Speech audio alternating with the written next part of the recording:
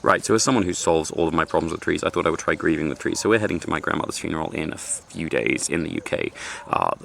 I had two grandmothers, as most people do, and I had an Afrikaans grandmother whose land this was, and she died before I was born, and I had an Irish-British grandmother who lived in the UK, and she has passed away just recently. So until then, I'm going to be planting trees that grow in her garden. Now, that is a very different climate to here in Zambia, so there's a relatively limited overlap, but today's tree is one of those that really does overlap.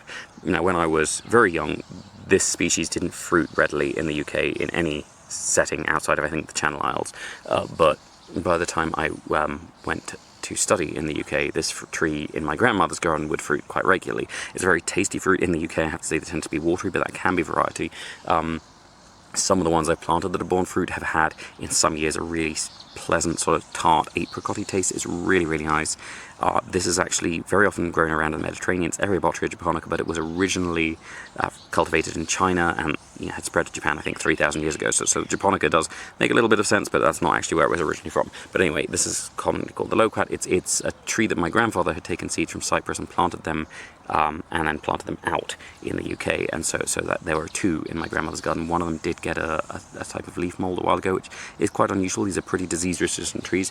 They don't really need companion plants as a result. They're quite hardy once established, but I am going to give it a couple of companion plants. The first of those is because it was something that my grandmother planted a lot indoors, which is spider plants, and here those grow very well outdoors. They're a chlorophyte. I'm not sure which one it'll be up on the screen. And secondly, because I've got an awful lot of them, I'm going to be putting some little pieces of the turmeric, because this is quite an open sandy soil. It's not as alkaline as the soil yesterday. It probably would have been at one point, but the bamboo has grown since then, and so its leaves have been mixing into the soil, which really softens out a lot of the pollutants quite nicely and creates a nice open structured soil. So well, where it's sheltered anyway. So this is hopefully going to be ideal for turmeric. And then we don't really need any wind shelter, because it's right next to a nice big clump of the aloe arborescens, which will spread around us quite quickly, I hope. And that should be everything for today, so thank you so much for watching. I hope you have enjoyed it. If you haven't enjoyed it, thank you for watching anyway. Please tune in again tomorrow. I will be planting something else. I'm not sure what yet, but we will see.